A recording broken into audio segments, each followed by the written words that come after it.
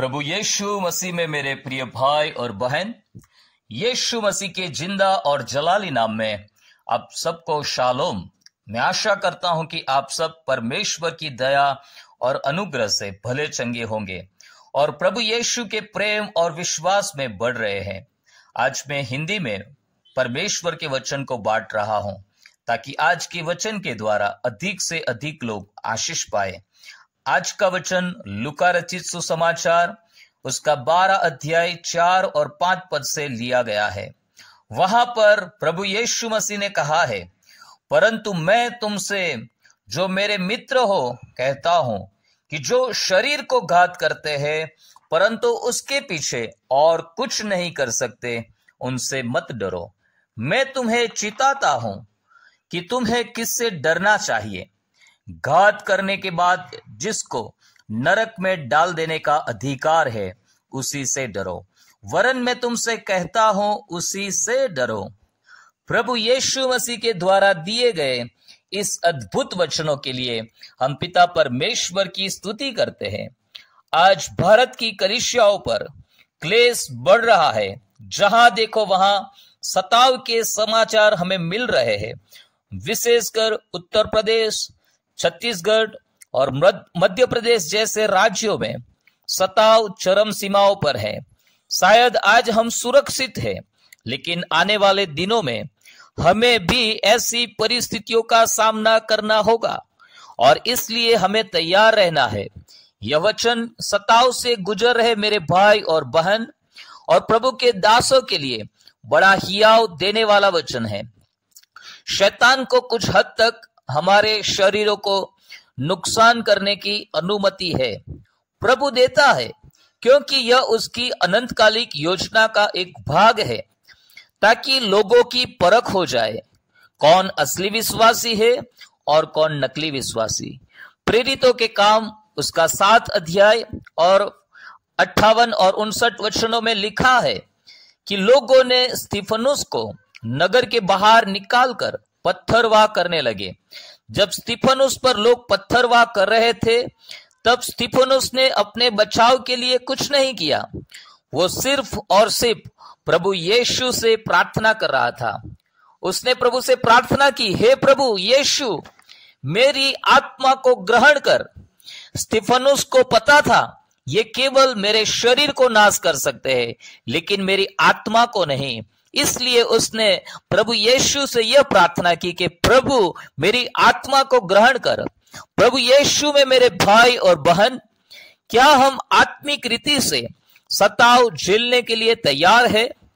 आज कई सारे लोग जो यीशु के गुप्त शिष्य थे खुलकर सामने आ रहे हैं और अपनी गवाही के द्वारा प्रभु यीशु के सुसमाचार को फैला रहे हैं और परमेश्वर की महिमा कर रहे हैं।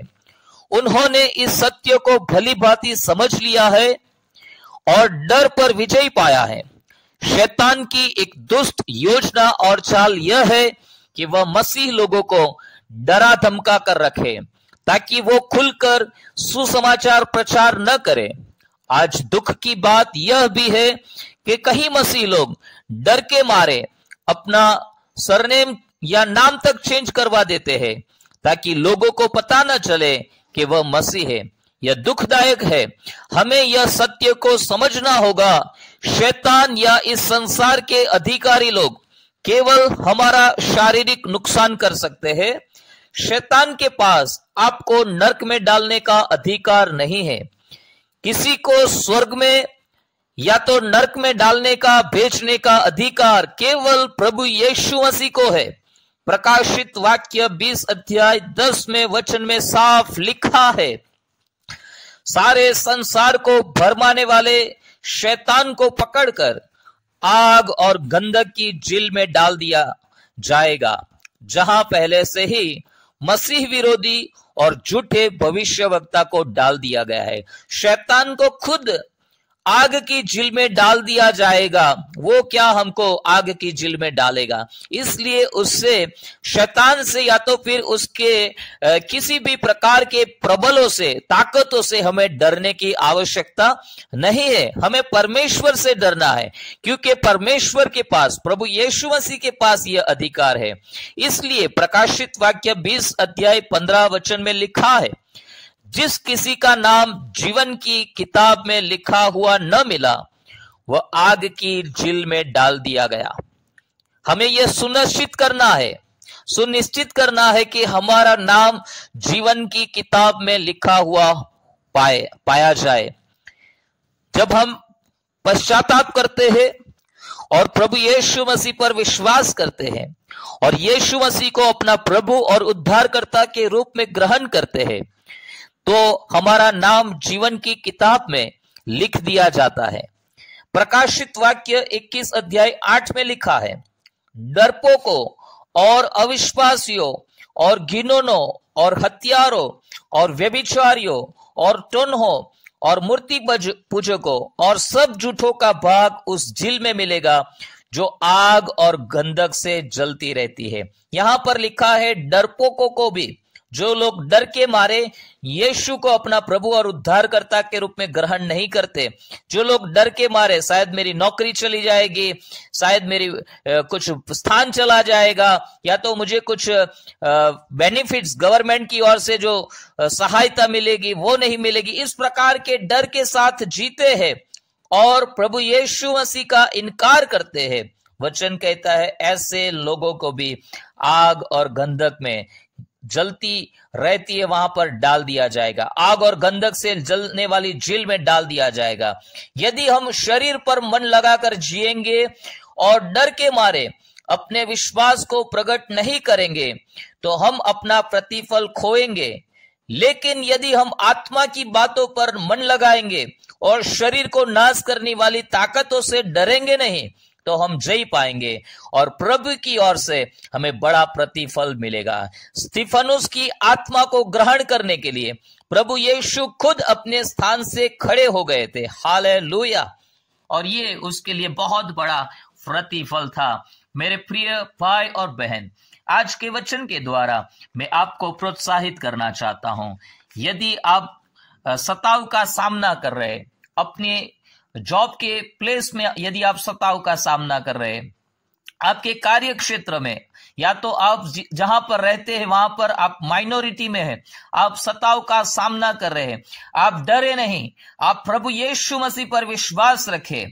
आप शरीर को नाश करने वाली, घात करने वाली ताकतों से मत डरे, पीछे मत हटे, लेकिन प्रभु पर विश्वास रखें, क्योंकि उसकी नजरों में तुम बड़े मूल्यवान व्यक्ति हो। हालेलुया।